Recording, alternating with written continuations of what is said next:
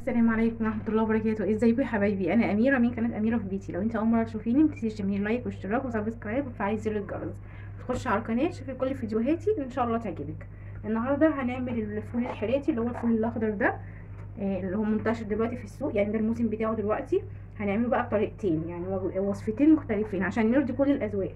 هنعمله بالصلصة زي الطبيخ كده، بتسبيكة زي الطبيخ ويتاكل بالعيش، وهنعمله بردك بالرز. بردك هنحتاج معاه حبة صلصة، فهنعمله بالرز ويبقى فول بالرز وفول في التسبيكه. يلا بينا نخش على الوصفه، يلا بينا نروح على البوتاجاز. بصوا يا حبايبي، انا جيت خلاص على البوتاجاز، جبت حله انا حطيت فيها شويه زيت ومعلقتين سمنه.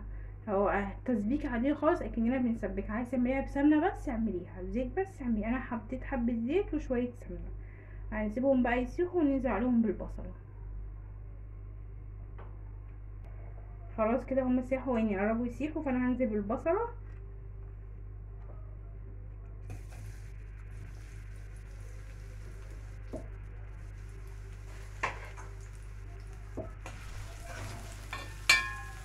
انا عايزه اقول لكم ان الفول ده حلو جدا ومفيد طبعا، يعني مفيد وحلو، فانتوا استغلوا ان هو موجود دلوقتي في السوق واعملوه بقى. هاتولي ولادكم واعملوه، ممكن تاكليه كده جنب جبنه قديمه، حاجه حادقه كده تاكليه جنبيه، هيبقى حلو زيه زي الخيار كده والجرجير والحاجات دي. وحلو جدا برضك في الوصفتين دول، تحفه حلوه او هيعجبك. جربي واعمليها وهيعجبك.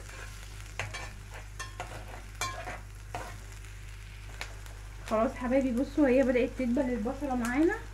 انا مش هسيبها تتحمر قوي، يعني هي تدبل. هنزل بيها بقى بقطعه تومه صغيره وقرن فلفل حامي لو انت عايزاها تبقى سبايسي. ونقلبها كده.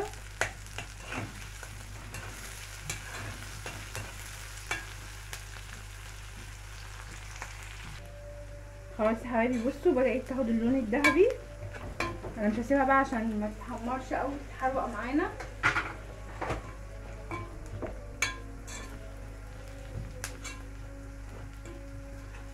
هنزل عليها بقى بعصير الطماطم.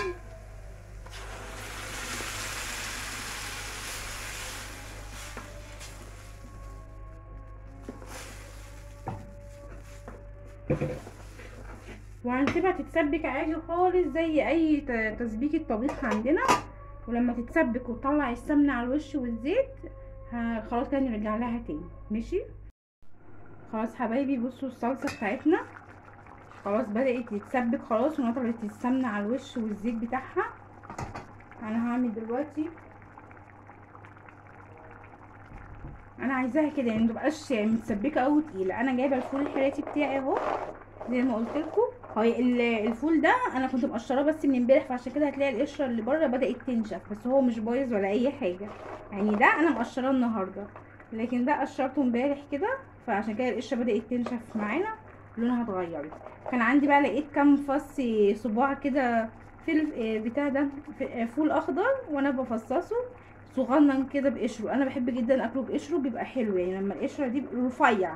يعني ما تقطعيش القرن الفول الكبير، لا القرن الفول الصغنن ده خالص بيبقى بالقشر بتاعه، بيبقى مسكر وحلو. انا قطعت منه كده صباعين 3 كده على الفول عشان يستووا بايه في الصلصه. ننزل بقى دلوقتي خلاص اتسبكت، ننزل بقى بالفول بتاعنا.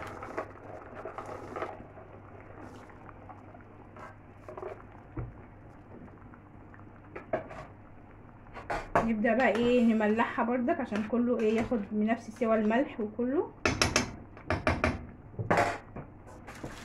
هبدا احط شويه ملح صغيرين، ومكعب ماجي بردك زي ما انا ما حاطه على الرز.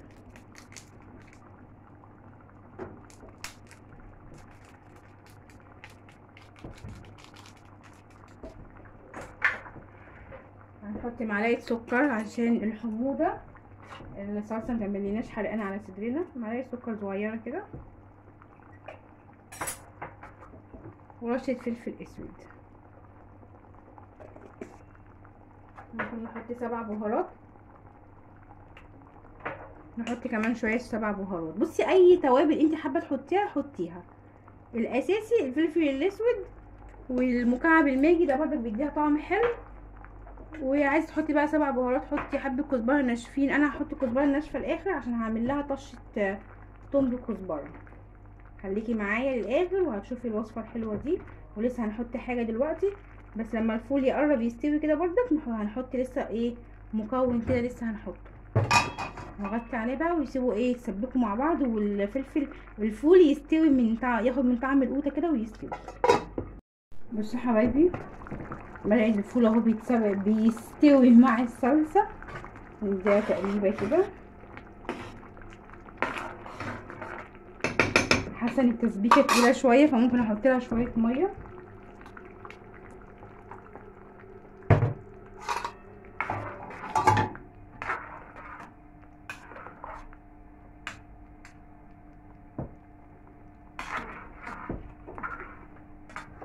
هجيب انا غاسله معايا معلقتين رز. بصوا معلقتين رز صغيرين خالص، يا اما لو عندك حمص طبيخ حطيه. انا بحب احط حمص طبيخ برضك بس ما كانش عندي، فغسلت معلقتين رز بس صغيرين هنزل بيهم. حتى كفايه المعلقه حبه دول. لكننا بنعمل السبانخ مش ساعات بنحط لها معلقتين رز يا اما حبه حمص طبيخ، هو كده. دي بقى نفس الطريقه، هنحط لها معلقتين الرز هيستوي بقى وينفش فيها حبه صغننين قد كده هنحطهم عشان واحنا بناكل بالعيش كده تحسي انتي بتاكلي بتغمسي كده بيبقى حلو. هنسيبهم بقى ايه يغلوا مع بعض كده يستووا برضك. وهاجي على جنب اعمل لها طشه التومه حلوه جدا. استنوا بقى نجيب ايه الطاسه ونرجع تاني. خلاص حبايبي بصوا انا جبت طشه جبت الطاسه وفيها توم وسمنه، بس انا هنقل الحله دي هنا عشان ايه تتسبك براحتها كده مع بعض. واجي هنا نعمل بقى الطشه بتاعت التومه عادي خالص، بس هنحط عليها كزبره خضراء وشويه كزبره ناشفين.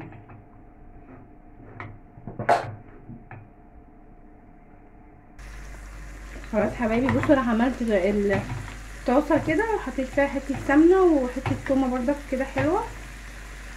هبدا احط فيها ايه وحبه كزبره بقى. عندك كزبره خضراء عادي احطيها، انا عندي كزبره دي كانت في الفريزر فهحط منها شويه كده يتشوحوا مع التومه حبه صغيرين.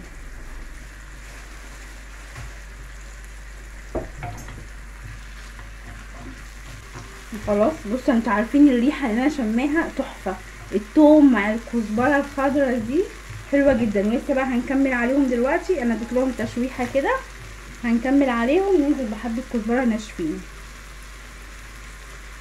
زي ما احنا عارفين اول ما نحط الكزبره الناشفه نوطي كده عشان ما تتحمرش معانا وريحتها تروح من المعلقه. نوطي كده تاخد اللون الذهبي بقى مع التومه هما الاتنين ويشم بقى احلى ريحه.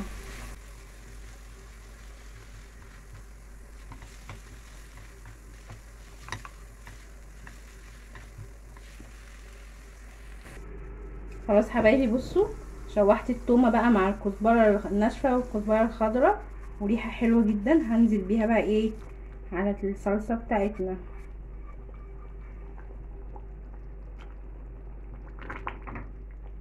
الفول معانا بيستوي مع حبه الرز صغننين، معلقتين الرز صغيرين خالص. نقلبهم كده ونشوف بس الفول استوى ولا لا. نغطي عليه بقى ونسيبه ايه يستوي وياخدوا من طعم بعض كده. يلا بينا بقى نخش على الوصفه التانية. احنا خلاص خلصنا الوصفه اللي هي الفول بالطماطم كده عشان ناكله بالعيش. يعني بقى هنعمل بقى المره دي كمان الفول بالرز حلو جدا. انا عايزه اقول لكم بصوا الحله دي كبيره عشان انا هعمل كميه يعني حلوه كبيره. الحله اللي هي بالطبيخ صغيره عشان احنا اغلبنا بيحب الرز بالفول ده، لكن بالطبيخ ده قليل عندنا اللي بياكله، بس بتبقى حلوه برضك وجميله. فاحنا بنرضي كل الاذواق النهارده. حطيت شويه زيت. الرز بالفول ده هعمله بزيت بس. هنزل فيه بقى حبه بصلايه كده او بصلايه يعني تكون متقطعه. نحمر البصل نفس لون البصلايه بتاعه السمكه. شوفوا احنا بنحمرها ازاي. الرز بتاع السمكه الصياديه بنحمرها خالص تبقى متحمره قوي، وساعتها هنرجع بقى مش هنحمرها وارجع لكم تاني. بصوا حبايبي خلاص هي بدات تتحمر اهي معانا. ممكن في الوقت ده نحط لها قطعه تومه صغيره عشان انا بحب اطعم الرز كده ببصل والثوم. بجد يعني انا مش عارفه ليه بحب احط الثوم كتير في الاكل، بس بيبقى حلو يعني مفيد اصلا. في حته تومه صغيره، فصين توم صغيرين خالص هيخلوا لك الرز حلو قوي. بصوا احنا مش هنحروق البصلايه، احنا بس هنحمرها لون غامق عشان تدينا مع الرز لون حلو. طبعا مجهزه جنبي الفول الحراتي. بصوا الفول ده انا طبعا مقشراه وغسلته حلو جدا. هو دلوقتي الكيلو بتاعه ب10 جنيه، بيتباع في السوق يعني، هو موجود الفتره دي. هو جبت كيلو وفصصته وقشرته حلو جدا وغسلته. ماشي خلاص. البصله بصوا بدات تحمر خالص.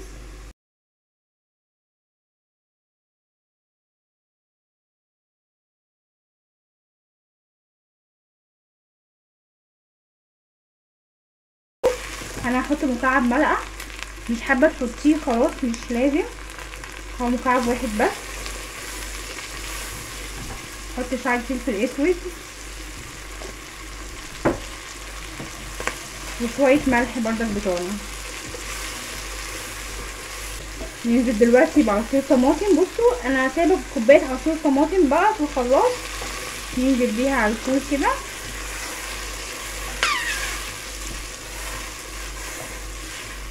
ممكن تعمليه بميه بس انا بحبه خليط ما بين الميه والعصير الطماطم، بيبقى لونه محمر كده حلو. نحط بقى الميه بتاعتنا اللي هي بتاعت الرز، كميه الرز اللي انت تعمليها عقد الميه بتاعها.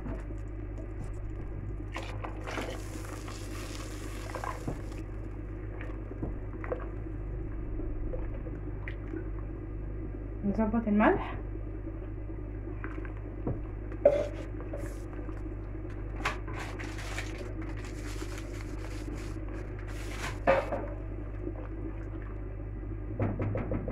خلاص احنا كده خلاص هنسيبها بقى في تغلي، الفول يغلي مع الصلصه بتاعته دي والميه لمده 5 دقايق، يكون الفول نص سوا بس، يعني يستوي نص سوا عشان لما نحط الرز فيه يكمل نص السوا، نص السوا بتاعه مع الرز.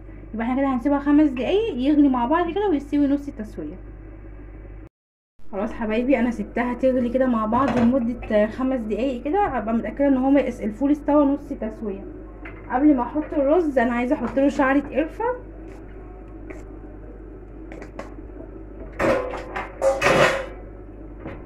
نحط بس شعره قرفه على الرز كده بتخليه طعمه حلو.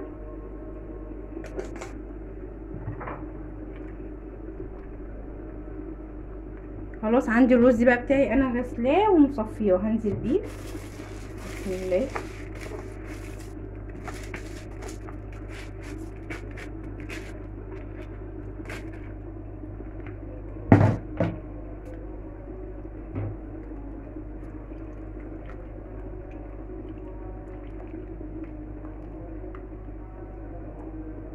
خلاص احنا كده كنا مظبطين الميه بتاعه الرز اصلا في الاول والملح وكل حاجه. لو انت حطيتي الرز وحسيتي ان انت لسه محتاجه حبه ميه عادي ممكن نزود شويه ميه ونحطهم وهيبقى كويس. انا كده مظبطه الميه من قبليها. خلاص هغطي بقى واسيبه يستوي عادي نفس تسويه الرز العاديه.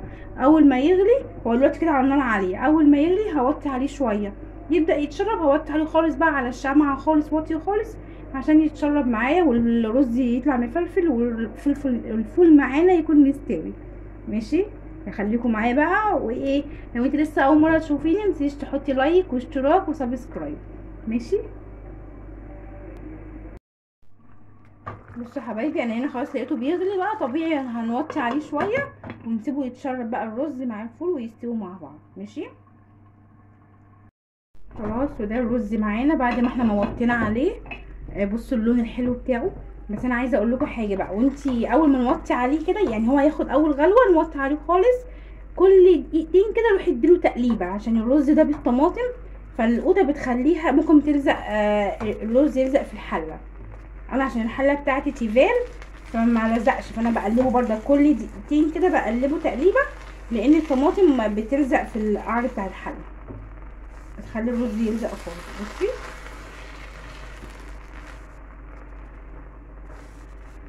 هنسيبه بقى ايه يتشرب تاني ندوق بس نشوف استوى الرز ولا لا.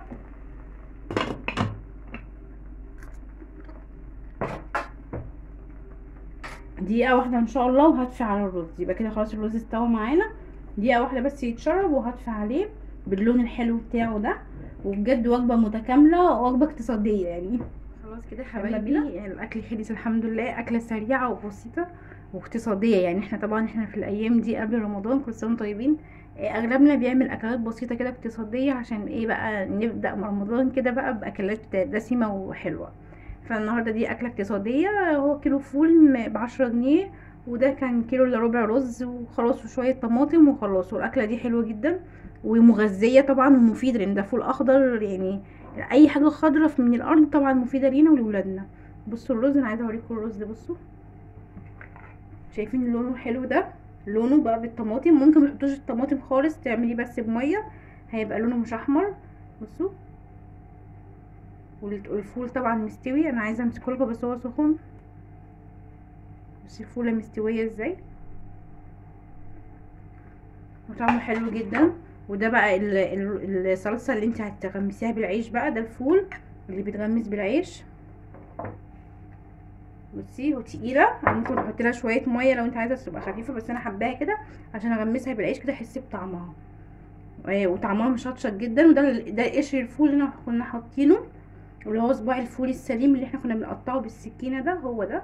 بصوا استوى خالص وطعمه حلو. طعمه حلو جدا.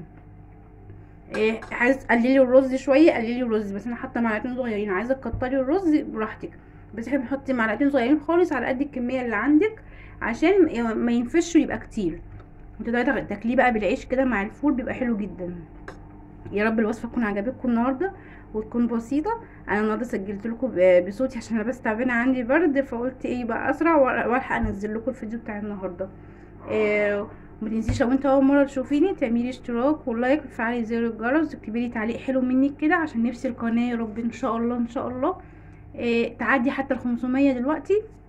نفسي القناه تكبر معايا واحده واحده ان شاء الله. ادعولي بان القناه تكبر. ولو انت لسه اول مره تشوفيني ما تنسيش زي ما قلت لك اعملي اشتراك ولايك وتفعلي زر الجرس. باي باي، السلام عليكم ورحمه الله وبركاته.